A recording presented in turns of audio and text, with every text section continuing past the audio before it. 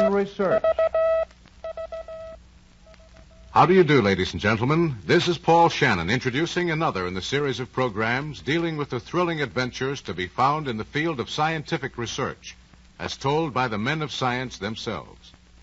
And here to act as guide along these highways and byways of science is Dr. Phillips Thomas, research engineer of the Westinghouse Research Laboratories in East Pittsburgh, Pennsylvania, whose lectures on these same adventures in research have taken him throughout the country. Thank you, Paul, and hello, everyone. Well, what are we going to talk about today, Dr. Thomas? I have several subjects to discuss, Mr. Shannon, all of them interrelated and woven together into a story we'll call Eyes and Ears for the Millions. Eyes and Ears for the Millions. That's a colorful title, all right. But what's it mean? And what are some of these subjects? Oh, the telegraph, telephone, radio, television. All of them as timely as tomorrow. As absorbing a story as any thriller ever written. I'll agree to that, Dr. Thomas. Radio alone is still an amazing miracle to me after all the years I've been in it. It is to a great many people, and the story of how radio and radio broadcasting came into being is an equally amazing one. It shouldn't be much of a secret to you, Dr. Thomas. After all, your own particular field of science is electricity. Yes, but just the same, new ideas and new applications of radio waves are constantly flowing from the laboratories and industrial plants. And it's important that we keep abreast of these improvements, you know. Oh, sure. It's easy to fall behind and suddenly find yourself out of date. Exactly. Since the dawn of civilization, man has ever tried to improve the art of communication. And history is filled with reports of inventions and discoveries along these lines. You mean like the Indian smoke blanket signals and the tom-toms of the jungle tribes? That's right, yes. And all the improvements that followed. And since radio is based on electricity, any discussion of it could go back many years, say to the discovery of the peculiar spark-producing properties of amber when this material was rubbed on a piece of cloth or fur, or to the magnetic attraction in lodestone, dating such knowledge as far back as 600 B.C. That's a long way to go back, all right. However, just now we're interested in the story of radio and how modern broadcasting grew from the simple experiments of amateurs, conducted both before and after World War I, to become the mammoth industry it is today. That's a mighty big story, Dr. Thomas. Yes, it is, and a fascinating and exciting one. The fact that modern radio has developed into a miraculous art which wields such a tremendous influence on our everyday lives is in itself a monument to all those unsung, uncrowned men whose tireless efforts and hard work made that development possible. Not to mention those valiant souls who stayed up night after night, missing meals and sleep, to hear a varied assortment of wails, squeaks, and grunts over their earphones. I remember that myself very well. Just the same, radio owes a great deal to those early listeners in to the wireless. Without them, radio wouldn't be what it is today. Well, just for the record, Dr. Thomas, when did radio broadcasting actually begin? That, Mr. Shannon, is what the legal profession would call a leading question. Radio broadcasting as we know it today began with the first regularly scheduled broadcast, the Harding-Cox presidential election returns, on the night of November 2nd, 1920. 1920? Why, I thought it started long before that. Many other people think the same thing, but nevertheless, that's when radio broadcasting was born. As a matter of fact, the term radio broadcasting wasn't even coined prior to that date. True, there had been many earlier wireless transmissions. Reginald A. Fessenden and Lee DeForest sent out experimental programs as far back as 1906 and 7. In 1919, Dr. Frank Conrad, one of my engineering associates, began some experimental programs from his station in the garage of his home. The November 2nd broadcast was the culmination of these programs and other experiments and research efforts, both before and after those dates. I see. Then the November 2nd broadcast put radio, as we know it today, on a regularly scheduled program basis. Is that right? That is correct. And KDKA has continued to broadcast on a regular schedule every day since that date. That must have been an exciting night for all concerned, for the men who did the broadcasting and the listeners who heard it. Yes, radio history was made that night, the dawn of a new era of communication. And few, if any, of the men who took part in that event could possibly have realized what a tremendous force was about to be loosed on humanity. I'd like to have been there, or even had the privilege of hearing that broadcast. It must have been a real thrill. It was, for all concerned. Where did that first scheduled broadcast originate, Dr. Thomas? And what was it like? You were right in the middle of things around that time, weren't you? Yes, I was. Not on the broadcasting end, of course. I was interested more in the technical side of wireless. However, suppose I set the scene for you and try to recreate the program as closely as I can from the records and from memory. All right. The broadcast itself emanated from a very small room atop a factory building called the K Building in East Pittsburgh, Pennsylvania. Just a crude little shack it was. The room, I mean, not the building. Yes. Inside this small room, bare except for the transmitter set in one corner. And incidentally, this transmitter weighed only about 500 pounds. Contrast that with KDK's present transmitting equipment, which weighs around 328,000 pounds. Next to it, running lengthwise, a long table, 3 chairs and a high stool. And around here was gathered a group of men. An announcer, an engineer, and a checker, and 2 men taking down election returns as they came in over the telephones. You mentioned a checker. What was his job? His job was to check the messages for clarity and correctness before they went on the air. I see. For those early days, that sounds like a well-thought-out arrangement, Dr. Thomas. The returns came in by phone, the checker checked them, and the announcer gave them on the air. Well, come to think of it, election returns are given pretty much the same way today. Don't look so surprised, Mr. Shannon.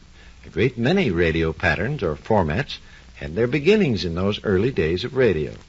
That arrangement worked on November 2nd, 1920, and it still works. What time did the election returns broadcast go on the air that Tuesday night, Dr. Thomas?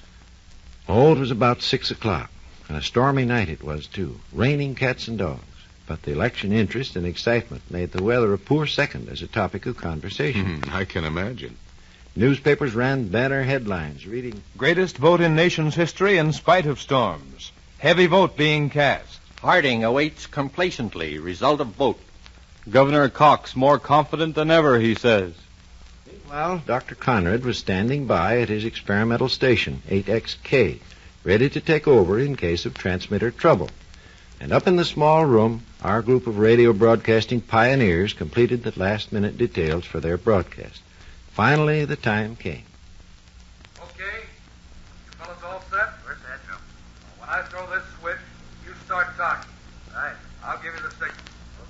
Everybody ready?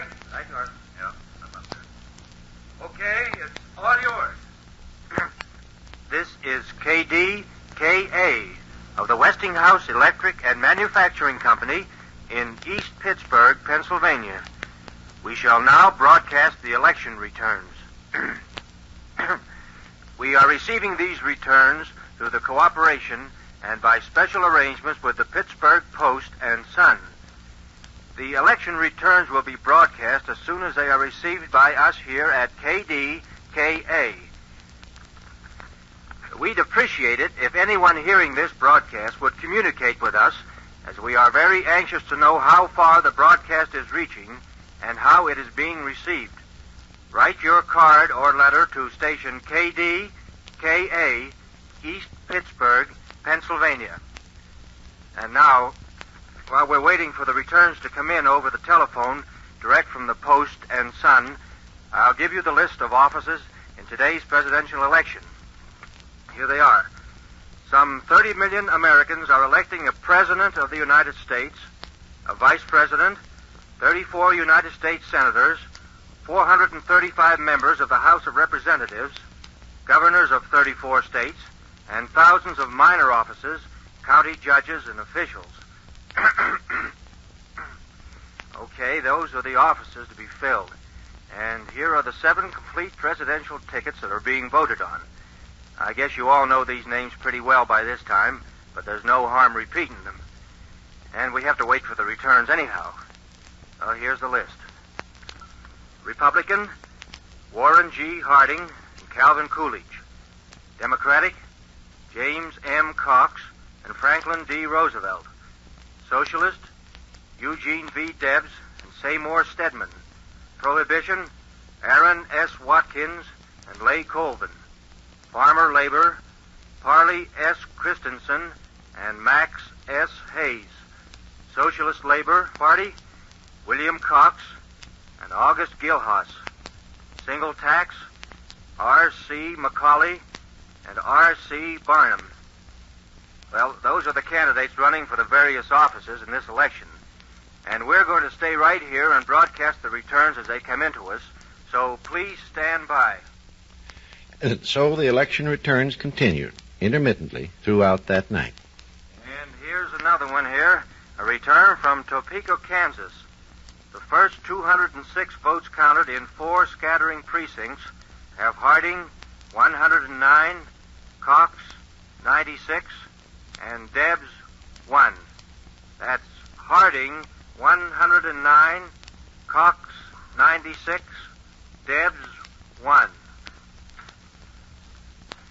Okay, I'll take over while you get some coffee and sandwich if you want. No, nothing much yet. It's too early. So what time is it? A little less than 11. We've got a long way to go yet. Oh, look, I just gave this bulletin here. I'm just going to give this one from Norwell, Massachusetts. All right, thanks.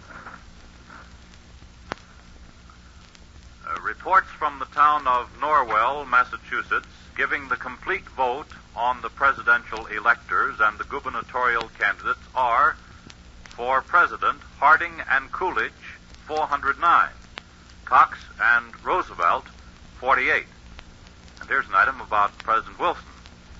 After receiving the early election returns, President Wilson retired to his bedroom at 9 p.m. tonight and was asleep a half hour later.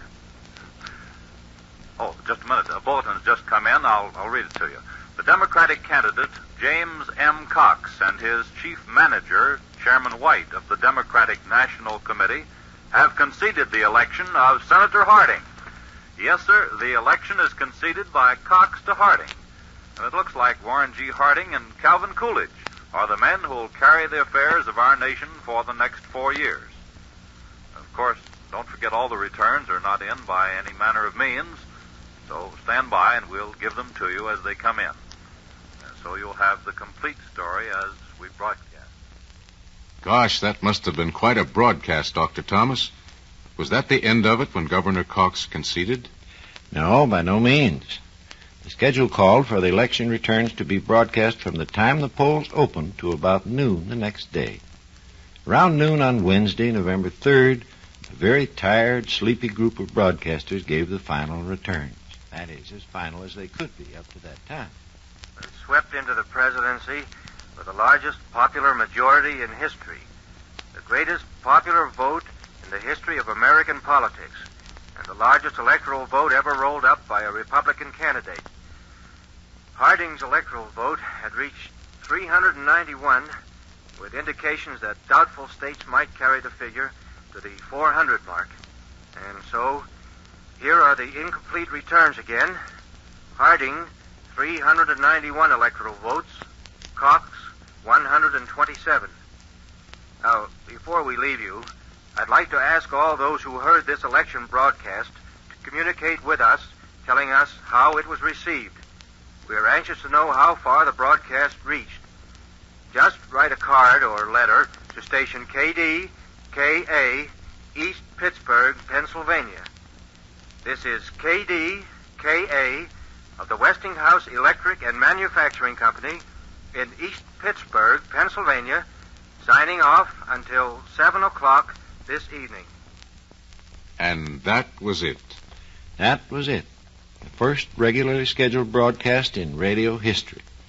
And to the men who broadcast those election returns and to the few hundred listeners, it was more than just that. It was the dawn of a new age of communication. It seems to me there's a great deal more to this story of radio, Dr. Thomas. Indeed there is, Mr. Shannon, a great deal more. Well, then suppose we make it a date for next week. That's agreeable. See you then. Ladies and gentlemen, you have just heard another in the series of programs titled Adventures in Research. Your guide telling the story of the first scheduled radio broadcast in history was Dr. Phillips Thomas, research engineer of the Westinghouse Research Laboratories in East Pittsburgh, Pennsylvania.